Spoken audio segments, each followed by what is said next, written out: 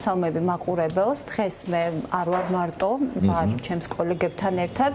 Წარმოგიდგენთ საქართველოს სერტიფიცირებული გიდების ასოციაციის წარმატებულ გიდებს, ჩვენ ვამაყობთ თითეული მათგანი. გეტყობა რომ ამაყობ ისეთი ხარაი რაღაცნაირი. მე მათ სხვა რეგალიებზე დღეს არ ვისაუბრებ. ლაშა გასვიანი, ბევრისთვის ცნობილი სამაყო გიდი და ეკატერინე ბუთლიაშვილი, ჩინურენოვანი გიდი. ჩვენ დღეს მოგიყვებით სეზონის დაწყებამდე რა გამოწვევები გვაქვს ქვეყანაში, რა მოლოდინები გვაქვს, როგორც ადგილობრივ, ისე უცხოელ ტურისტებთან დაკავშირებით.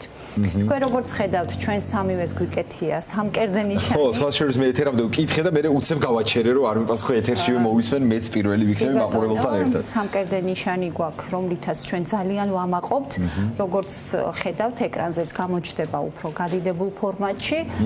ამ ნიშანს აქვს ღვინის პირველი ჭურჭლის ფორმა, ეს არის ეგრეთ წოდებული დერგი. ეს ჭურჭელი არის აღმოჩენილი, ყველამ კარგად ვიცით ეს ისტორია და ეთერშიც გვისაუბრია. ხრამის დიდ გორაზე, რომელიც მდებარეობს მარნეულის მუნიციპალიტეტში. სხვათა შორის რატომღაც ოფიციალურ წყაროებშიც კი მარნეული არ არის ნახსენები, სულ ამბობენ თბილისიდან 50 კილომეტრში და ნუ დაუკარგავთ მარნეულს ამ მნიშვნელოვან აღმოჩენას.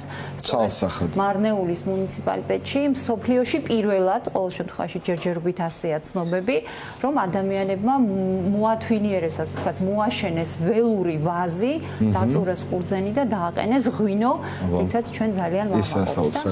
ღვინო არის მთავარი პროდუქტი ჩვენი ქვეყნის, მთავარი წარმოდგენი და ჩვენც გიდები წარმოადგენთ ჩვენი ქვეყნის კულტურას, ტრადიციებს, ჩვენი ქვეყნის ისტორიას, რითაც ვამაყობთ და ეს სხვათა შორის მან ერთი პატარა რამ უნდა ვთქვა, რაც მაწუხებს რა, ვერ მოვისმენებ რა არის, აქვს, იმიტომ რომ პრობლემებზე საუბარიც გვჭირდება ხოლმე. ღვინით როგორ ვამაყობ მე და იმ ფაქტით როგორ ვამაყობ, რომ ღვინის სამშობლოდ მივიჩნევით და ესეთი მნიშვნელოვანი კულტურა აქვს და მახსოვს ერთმა არგენტინელმა მითხრა საიდან ხარო უცხოეთში ყოფნის დროს და უთხარი ღვინის სამშობლოდან ვარ მეთქი და საქართველოსდან ხარო კი და უბრალოდ ეს ხუმრობით მითხრა რომ რა უცნაურია ღვინის სამშობლო რო თქვენ ხარ და ჩვენ უკეთ ვაკეთებთ ღვინოსო და ძალიან დამწყდა გული, მაგრამ ხო ამაზე მინდა რომ გაკვეთილად წამოვიღო ეს და იმაზე კი გაუბრაზდი, მაგრამ რა ბრალი იყო. კი, მაგრამ ჩვენ მაინც გვჭირდება პრობლემებზე საუბარი. თებერვალი თქვენ აღნიშნეთ შესავალშიც, რომ 21 თებერვალი არის ტურისტული გიდის საერთაშორისო დღე. ჩვენ ძალიან დიდი სიხარულით აღნიშნავთ ამ დღეს და ჩვენ ყოველ 21 თებერვალს გვაქვს ღონისძიება, წელსაც მწერალთა სახლში 18 საათზე გვაქვს ღონისძიება, სადაც ახალი გიდების წარდგენასთან ერთად ჩვენ გვაქვს საჯარო ლექცია, რომლის მოსასმენადაც ვიწვევთ ჩვენს გულშემატკივრებს, მეგობრებს, ჩვენს კოლეგებს. წლევანდელი ჩვენი ღონისძიების მთავარი თემა არის როგორ წარვადგინოთ საქართველოს ღვინით და ვაზით. ყველას ვიწვევთ, თავისუფალია და ეხლა უკვე მე მინდა ჩვენ სტუმრებთან ერთად, ჩვენს საყვარელ გიდებთან ერთად გადავიდე უკვე ამ თემაზე სასაუბროთ. აი პირველი ლაშა გასვიანთან გადავალ. ლაშა გარდა უცხოელი სტუმრებისა, ჩვენ აი მეც მათ შორის ჩვენ ძალიან აქტიურად ვატარებთ სასკოლო ტურებს, იმიტომ რომ აი მიმართულება რომ მივცეთ ჩვენ საუბარს, აი სწორი აქცენტი, ჩვენ ვფიქრობთ რომ სასკოლო ჯგუფებისთვის საფეხმავლო ტურები ეს არის ცოცხალი განათლება, ალტერნატივა არ აქვს და ჩვენ ვეხმარებით აი ბავშვებს პატარა ასაკიდანვე, რომ იყვნენ ისტორიის ნაწილი და შესაბამისად პასუხისმგებლები მათ დაცვაზე. და გადავალ ლაშასთან უკვე კითხვით, ლაშა აი როგორ ფიქრობ, აი რამდენად საჭიროა და მნიშვნელოვანი აი ესეთი საფეხმავლო ტურების სასკოლო ჯგუფებისთვის? დიახ, მოგესალმებით პირველ რიგში. კიდევ ერთხელ მოგესალმებით. ძალიან საინტერესო საკითხი არის და ძალიან საჭიროა თემატიკა. ეს ელზა რა კითხვად შენ დასვი, იმიტომ რომ სასკოლო ტურები არის აუცილებელი და გადამწყვეტი მნიშვნელობის დღევანდელ საქართველოში. რადგან აი მოკლედ რო გითხრა, პირველ რიგში რაც ხდება ეს არის ის რომ ბავშვი მიუხედავად იმისა რომ ეცნობა თავის ქალაქს და ქვეყანას და მის ისტორიას და კულტურას, ასევე ყალიბდება ეთიკური თვალსაზრისით მისი ქცევა. როგორ უნდა მოიქცეს აი ამ მსგავსი აქტივობის დროს და რას უნდა მიაქციოს ბავშვმა ყურადღება.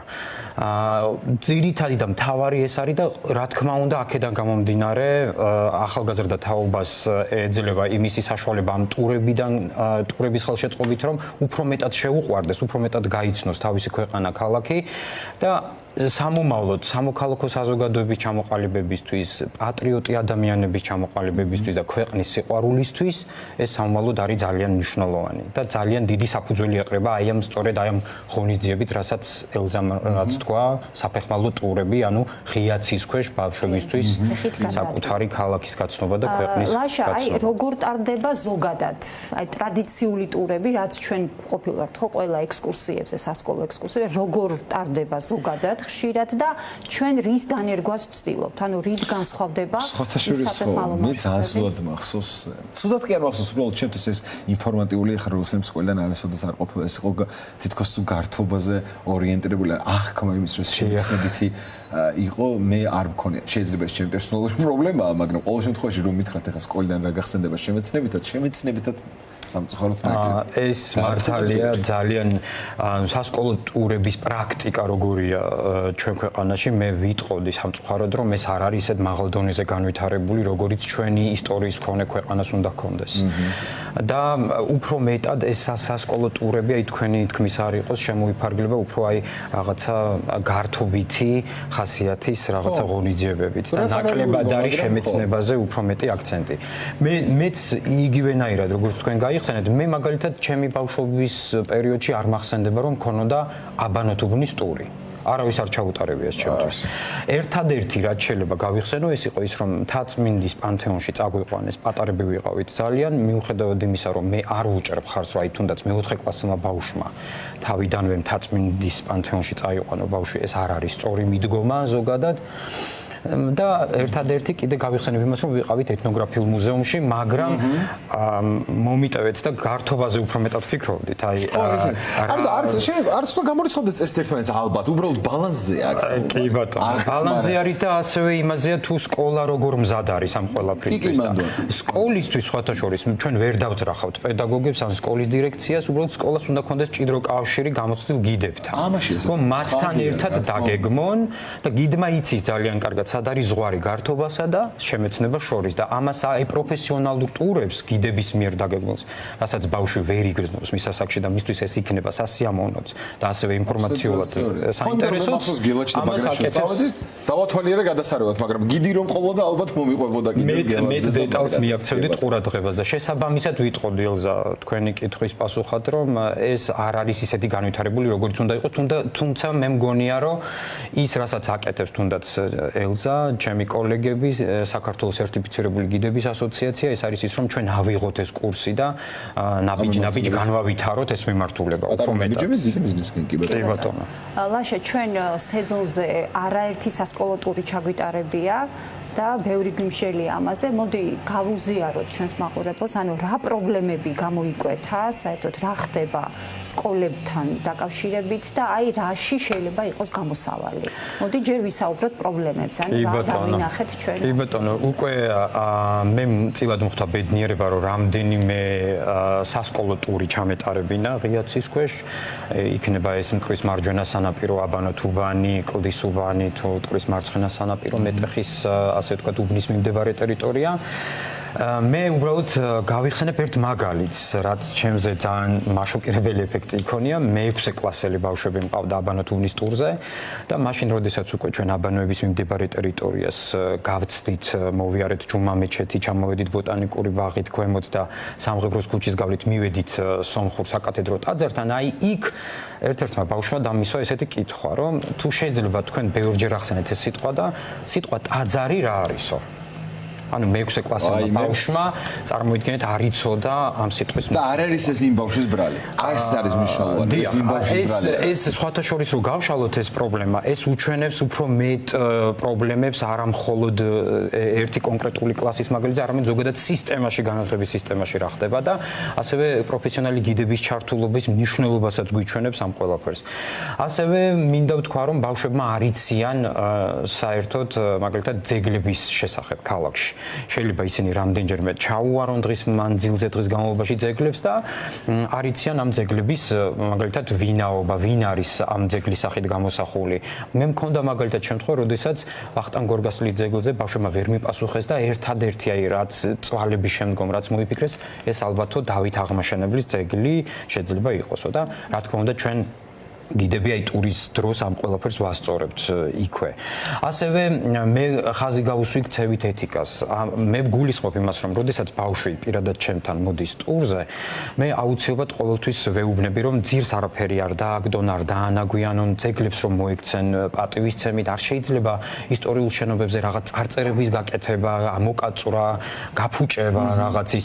მიუხედავად იმისა, რომ ეს 3D გამოსახულება დგას, ხო, ქალაქში არ შეიძლება მასზე აცოცება. თქვენ ვერ წარმოიდგეთ რა ცუდ მდგომარეობაშია თბილისის საკრებულოს წინ მდებარე ის ორი გრიფონი, რომელსაც ვისაც არ დაეზარება ზედაზის და მე მქონდა ელზასაც საუბრი ამაზე, რომ ერთხელ როდესაც ჩავიარე ტურზე მივიჩქაროდი და დავინახე რომ ბავშვები ზედ ესხდნენ ამ გრიფონს და მივედი და ვუთხარი რომ იცით აი ამ მოედანზე ყველაზე ბებერი არსებები თუ რამე არიან და ძველი არსებები ესენი არიან და მოდი გავუფრთხილდეთ რომ შენმა შვილიშვილებმაც რო შეძლონ შემდგომ ამ არტეფაქტების ნახვა თქო და ამ ბავშვს გაუკვირდა და 2-3 სიტყვით რომ მოუთხრე საიდან მოდიოდა ამ გრიფონების ისტორია, მე იქ მშობელიცით გაგვერდი დაინტერესდა და მკითხა კიდევაც თუ ატარებთო მსგავს ტურებსო, ჩვენო დიდი სიამოვნებით. აი, ამაშია ბავშვებსო ამ ტურებზეო და ამიტომ არის ძალიან მნიშვნელოვანი ეს ყველაფერი და ეხლა ხო ალბათ გასთან ძალიან ერთ რაღაცას დავამატებ უბრალოდ ერთი ეთნოგრაფიასთან როგორი წვეტა გვაქვს და ისტორიასთან არ გამოგჩნდა. დიახ, აი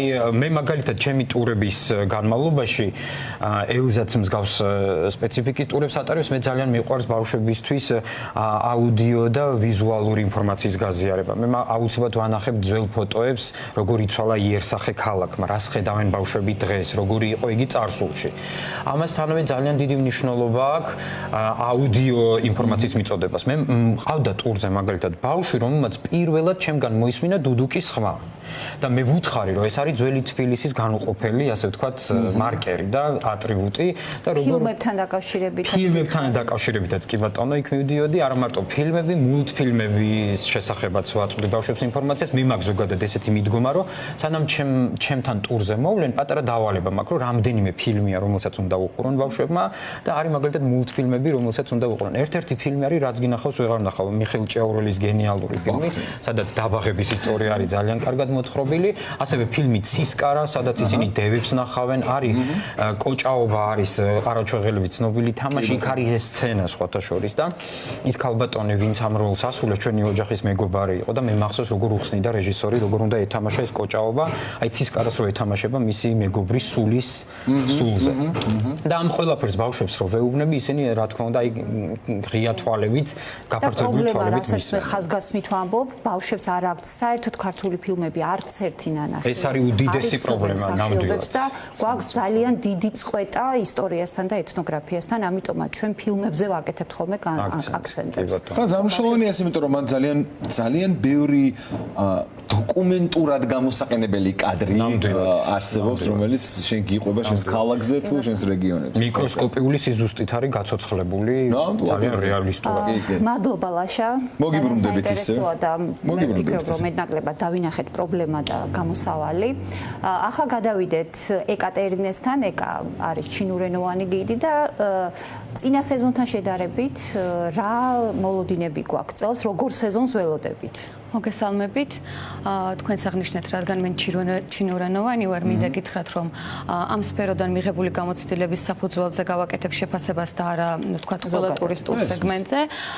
ჩვენთვის კი საკმაოდ წარმატებული იყო სული წელი ტურისტულ თვალსაზრისით და წელს კიდევ უფრო მეტ ვიზიტორს ველოდებით, იმიტომ რომ გაზრდილია ინტერესი ჩინეთიდან ჩვენი ქვეყნის მიმართ, რასაც სამწუხაროდ ვერ ვიტყვით ევროპულ და სხვა მიმართულებებზე, ასე რომ მოლოდინი საკმაოდ კარგი გვაქვს სეზონთან დაკავშირებით. კი ბატონო, აი რა გამოწვევების წინაშე ვართ, ეკა რა ჩვენა გასულმა სეზონმა და შეიცვალა თუ არა რამე? ვარ თუ არა მზად ბევრი სტუმრის ბატონო, ბევრი რამის თქმა შეიძლება ამ საკითხზე, მაგრამ დროის სიმცირის გამო რამდენიმე მნიშვნელოვან საკითხს შევეხები, რომელიც ძალიან ნეგატიურად მოქმედებს ჩვენს ტურისტებს და დავიწყებ ტურისტული ლოკაციების მოუწესრიგებლობით და ამაში ვგულისხმობ მისასვლელ გზებსაც ზოგან ძალიან კატასტროფული მდგომარეობაა და ეს ჩვენს ვიზიტორებს არჩევათ შეუმჩნეველი სამწუხაროდ. უშუალოდ იმ ლოკაციებს რაც შეეხება არის ესე იგი ნაგვისურნები უმეტესწილად არ არის განთავსებული, რის გამოც ნარჩენები გარშემო ამოფანტული, კი ქუჩაში იყრება და ტრანსპორტიდან ჩამოსული სტუმარი პირველი ხედავს ამას და შემდეგ უკვე სხვა დანარჩენს. ასევე არ შემიძლია არ შევეხოს საპირფარეშოების საკითხს და ამაზე თქვენ დიდი პრობლემა. სამწუხაროდ გამოწვევა რჩება გამოწვევად ისევ, კი ზოგ ლოკაციაზე საერთოდ არ არის და სადაც ბუდიში რო გაწყვეტინებ უბრალოდ ამ პრობლემას გავაგრძელოთ საბარ უბრალოდ გზაშივე გკითხავ თან ვისაუბროთ იმაზე თქვენი აზრით ვინ უნდა იყოს ის ვინც ამ ყველაფერში უნდა გეხმარებოდეთ აი ბოლოსკენ ამასაც მე მგონია ეს კულტურის სამეცნიერო უნდა იყოს მაგრამ კი ბატონო ამასაც ვისაუბრებთ აი უბრალოდ მინდა აღვნიშნო რამდენად ცუდად მოქმედებს და როგორ გვიშლის ხელს ეს ყველაფერი რომ სრულფასოვნად ჩავატაროთ ტური კი იმიტომ რომ როდესაც ვაჩერებთ ტურისტულ ლოკაციაზე და ან საერთოდ არ გვხვდება ან თუ არის ისეთი ანტისანიტარიული მდგომარეობა შიგნით რომ ყოფილა შემთხვევები რომ არ იკადრა ტურისტმა შიგნით შესვლა და მოგთხოვა რომ ბუნებაში გაგვეჩერებინა და ეს ისეთი უხერხული სიტუაცია როგორც ჩვენთვის ისე როგორც მოქალაქისთვის არა მარტო როგორც პროფესიონალი კი ბატონო რეპუტაცია ილახება პირდაპირ მოქმედებს ჩვენი ტურისტულ იმიჯზე ქვეყნის ტურისტულ იმიჯზე და იგივე სიტუაცია ვთქვათ ცოტა უკეთესი მაგრამ აი თბილისის საფეხმავლო ტურების დროს მარჯვენა მტკვრის მარჯვენა სანაპიროზე მაგალითად აბანოთუბნის მიმდებარე ტერიტორიაზეც არ გვაქვს საზოგადოებრივი საპირფარეშო და გვიწევს უთხრათ ტურისტებს რომ შევიდნენ კაფეებში და ასე ვცდილობთ ვთქვათ თავი დავიძრინოთ რესტორნის ადმინისტრაციას რო იქნება ხო ანუ ისი არა ხან ყავად რაღაც უნდა შეუკვეთონ და ასე ვცდილობთ თავი დავიძრინოთ ასე რომ ეს საკითხი გამოწვევად ერთ მაგალითს დავამატებდი აი ეკამ ძალიან კარგად დააღნიშნა მაგალითად ერთ-ერთ ძალიან ცნობილ მიმართულებაზე როდესაც ტურისტმა მთხოვა საპირფარეშო და ვიცოდი იქ რა მდგომარეობა იყო ვთხოვე რომ იქნებ ცოტა მოეწმინა მივიდოდით ისეთ ადგილს სადაც ისარგებლებდა და აი ესეთ რაღაცების თქმა გვიწევს ხო რაც ძალიან უხერხულია და თან ჯერ ერთი რო არ უნდა გიწევდეს მეორეს ერთი გწვენე ალბათ როგორც გიც და მესამე გწვენე როგორც მოქალაქეს ამ ქვეყნის რომელსაც სტუმარი ყავს იდეაში შენს ქვეყანაში მაშინ მივიდივართ იქამდე ვინ გესახებათ თუ ქონიათ ცდილობა ამის მოგვარების მიმართვა არ ვიცი მოგვარება ასოციაციის სახელით პერსონალურად მიმართვა არაერთხელ გქონია ეთერის საშუალებითაც მაგრამ ნელ-ნელა თითქოს შეხვედრაზე ყველა თუ კი რამე შეხვედრა არსებობს და გადაკვეთა მთავრობასთან და საერთოდ ამ მიმართულების ადამიანებთან ჩვენ რამე მაღალ მატერიებზე კი არ ვსაუბრობთ ბაზისურ წლებია ელემენტარული საპირფარეშოების მოგვარების თემაზე ვსაუბრობთ. ეკა კი ბატონო, აი გავაგრძელებდი როგორც თქვენ დასაწყისში ახსენეთ ღვინის საკითხი, ეს ღვინის ტურისტი როცა მოდის ჩვენ ქვეყანაში, დიდი არაფერი არის ეს ბევრი ჩვენ ქვეყანაზე, მაგრამ იცის რომ მოდის ღვინის სამშობლოში, მაგრამ სამწუხაროდ ხდება როგორი პრობლემა, რომ გვაქვს მაღალი ფასები და დაბალი სერვისი. ამას თითქმის მომსახურების ყველა სფეროში ხვდებით და როგორ ეხება ეს მაგალითად სადეგუსტაციო ღვინის სადეგუსტაციო პაკეტებს. მაღალი ფასია გადახდილი, მაგრამ ძალიან დაბალი კატეგორიის ღვინოა შესული, რაც იმედგაცრუებულ სტოვებს ტურისტს და მიაქვს ის ამბავი აქედან, რომ ღვინის სამშობლოში სულაც არა გვაქვს კარგი ღვინო, რაც ძალიან გულდასაწყვეტია, იმიტომ რომ საქართველოს აქვს იმის რესურსი, რომ ყველა ვიზიტორი ღვინით აღფრთოვანებული გაუშვათ აქედან. ამიტომ კარგი იქნება თუ ამ საკითხს მიეხედება, იმიტომ რომ ტურისტები არ არსებობს ტურისტი, რომელიც ჩამოდის და ღვინოს არ სინჯავს ჩვენს ქვეყანაში. ჩვენ შეგნებულად არ ვასახელებთ ძალიან სახელგანთქმულ ღვინის მარნებს და კომპანიებს, რომლებიც ასე თავს გვჭრიან, ძალიან დიდ თანხებს გვახდევინებენ და ცუდი ღვინოთი უმასპინძლობენ. კი ბატონო, ნამდვილად ასეა. მომსახურების სფეროში სასტუმროებზე ვიტყვი ერთს, რომ გვაქვს 4-5 ვარსკვლავიანი სასტუმროები და ტურისტს საკმაოდ სოლიდური თანხა აქვს გადახდილი იმაში, რომ კომფორტულად დაისვენოს, მაგრამ არის შემთხვევები, რომ ითხოვენ ოთახების შეცვლას, მაგრამ სეზონზე მოგეხსენებათ ნომრები სრულიად დაჯავშნილია და ვერ ვახერხებთ ხოლმე ძირითად შემთხვევაში, რომ ნომერი შეუცვალოთ და რატო ხდება ეს? იმიტომ რომ აწუხებს მეზობელი ოთახებიდან გამოსული ხმაური. და გამოდის ისე რომ დასვენება, რომ უნდა იყოს კომფორტული და სრულფასოვანი, არ შეესაბამება იმ ფასს, რომელიც გადახდილი აქვს ჩვენს ვიზიტორს ამ სასტუმროში დასასვენებლად. საერთო ჯამში ეს ყველაფერი, როგორც უკვე აღნიშნეთ, ჩვენს ტურისტულ იმიჯზე უარყოფითად მოქმედებს, ასე რომ ნელ-ნელა თუ მიეხედება ძალიან სასიამოვნო იქნება. დრო თუ საშუალებას გვაძლევს კიდევ ერთი ძალიან სენსიტიური საკითხი, მინდა განვიხილო ჩვენი მეგობარი, 4 ფეხა, მიუსაფარი ცხოველები, მაგრამ სანამ ამ საკითხს შევეხებოდი, მინდა რომ მაყურებელს ვთხოვო, რომ სწორად გაგვიგოს, მე პირადად 2 მიუსაფარი ძაღლი მყავს მიკედლებული, 2 კატა, აი ლაშასაც ვიცი რომ ყავს ძაღლის სახში, ამას რატომ ამბობ, რომ ჩვენი ცხოველების საწინააღმდეგო არაფერი არა გვაქვს პირიქით, ძალიან მიყვარს, მაგრამ აბსოლუტურად ძალიან რთულია დაკვენილმა გიდმა ჩაატაროს სრულფასოვანი ტური. რატომ ამბობ ახლა ამას? მარტო გასულ წელს ჩემი 2 მეგობარი დაკვინეს ტურის ჩატარების დროს ძაღლებმა და მათ მოუწიათ რომ გაეგრძელებინათ მუშაობა, იმიტომ რომ სეზონზე თითქმის შეუძლებელია რომ შემსრულელი მოძებნო ჩინურენოვანზე, ხო საერთოდ, იმიტომ რომ ჩვენი პროფესიის სპეციფიკიდან გამომდინარე 2-3 და ზოგჯერ მეტი თვითადრე გვაქვს განრიგი გაწერილი, ამიტომ დაკვენილს გიწევს გააგრძელო მუშაობა. და კიდევ უფრო უხერხულია, როცა სტუმარია დაკვენილი. აი, ორივე შემთხვევაში ძალიან ხდება რეგიონებში უფრო მძიმე მდგომარეობა, იმიტომ რომ იყო შემთხვევა, როდესაც შრატი არა გვაქვს, იყო პასუხი. კი. საკმაოდ აგერ ცოცხალი მოწმე, კი ბატონო, მე ამაზე საუბარს მაგიტვარო ძებ თავისუფლებას, იმიტომ რომ არიან აქ და ხართ ადამიანები, ვინც ეს თემა გაცილებით უფრო ღრმად იცით, ვიდრე მე, თუმცა რა თქმა უნდა, მაგის საუხერხლო არაფერი არის პირიქით. ჩვენ ვთხოვთ, რომ სწორად გაგვიგოს. ამ ეს როგორ ეს არასწორად შეიძლება გაიგოს მარტო პროპაგანდა, თორემ როგორ შეიძლება ეხლა ეს არარაციონალურად გაიგო, იმიტომ რომ ეს პრობლემები და ზოგადად მაგიტომ ამბობ ხოლმე ეთერში, მე ხშირად ვამბობ, ეს პრობლემები იმდენად არის ერთმანეთთან დაკავშირებული ყველაფერი, რომ აცალკეულად არ არსებობს. ეხლა ის მიუსაფარი ცხოველები წარმოიდგინეთ, ხო ორი მხრივად არის პრობლემა. თვითონ ცხოველებისთვისაც რა პრობლემაა და მე ტურისტებისთვის, გიდებისთვის, ბავშვებისთვის ეს ხომ არ არის ის პრობლემა, რომელზეც დუმილია გამოსავალი. პირიქით, ამაზე იმიტომ ვსაუბრობთ ეთერში, რომ ეს პრობლემა გადაიჭრას. შენ სიმართლეს ჩაგერთვები, კითხვით, მე ლაშასთანაც მექნება კითხვა და მე დაგიბრუნდებით ეკა თქვენ ლაშა სკოლაში ექსკურსიების ორგანიზება საუკეთესო პრაქტიკა როგორი არსებობს მაგალითად უცხოეთში. ჩვენ ხომ რაღაცა კარგი უნდა წამოვიღოთ და ვისწავლოთ. როგორ უნდა გავხადოთ ეს ყველაფერი უკეთესი.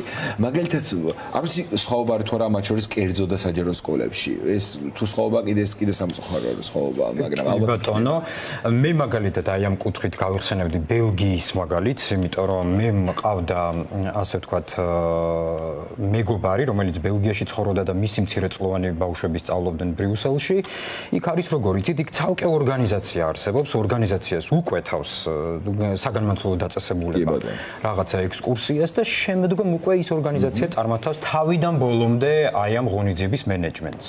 აი ესეთი პრაქტიკა არის საზღვარგარეთ. იმიტომ რომ როდესაც ცალკე ორგანიზაცია იღებს, იცით, იმიტომ არის ზუსტად რომ აი გიდებთან ერთად შეთანხმებით თუ მოხდება ეს ყველაფერი, უფრო მეტად დაალაგებული, ორგანიზებული, ინფორმატიული შემეცნები იქნება რა თქმა უნდა ეს ბავშვებო წარმოვიდგინოთ, ვის გახსოვთ, რომ გიდი აიყვანოს სკოლას და მაგას ვამბობ, მე გიდი გახსოვართ და მე მსგავსი არაფერი არ მახსოვს. არც მე არ მახსოვს, ბუდის ვიხდი თუ არასწორად მახსოვს, მაგრამ მე არ მახსოვს რომ გიდს. იცით, როდესაც მუზეუმში მივართ და იქ თუ გიდი დაგხვდება, ეს აბსოლუტურად სხვა სპეციფიკაა, ეს მინდა იცოდეთ, იმიტომ რომ აი ელზე მაღნიშნა საფეხმავლო ტურების უდიდესი მნიშვნელობა. იმიტომ რომ დახურულ სივრცეში გიდი და იქ სულ სხვა სპეციფიკაა და საფეხმავლო ღიაცის ქვეშ ჩატარებული ტური აბსოლუტურად სულ სხვა მხარეა ამ პროფესიის. ამიტომაც ჩვენ ვეძახით ცოცხალ განათლებას მე მომწონს ეს. კი ბატონო.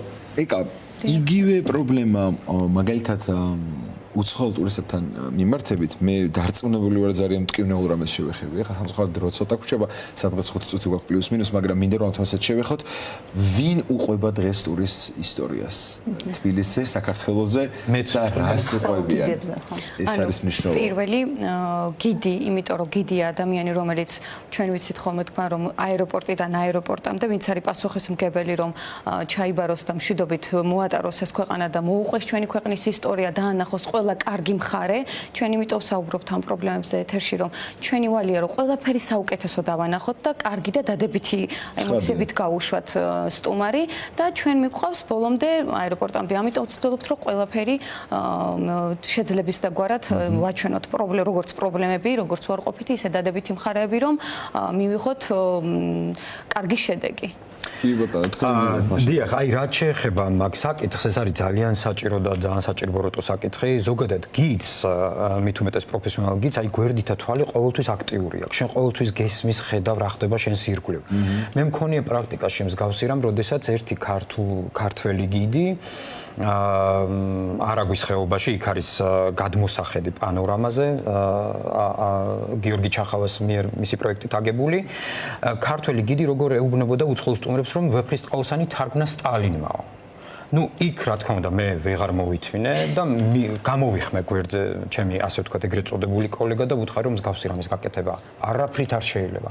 ეს არის ძალიან მცდარი ინფორმაციის მიწოდება რატომ შეიძლება? მე ვერ გეტყვით, არ ვიცი რატო გადაწყვეტა ესე თქვა, იმიტომ რომ დღევანდელ ეპოქაში მით უმეტეს აი ესეთ ელექტრონულ ეპოქაში ხო ძალიან მარტივია ინფორმაციის გადამოწმებაც, ხო?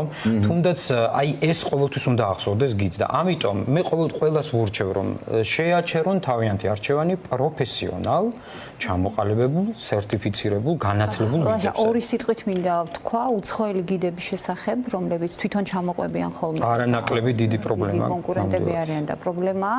პირველი მარტიდან შედის კანონია ეს უცხოელთა დასაქმების შესახებ.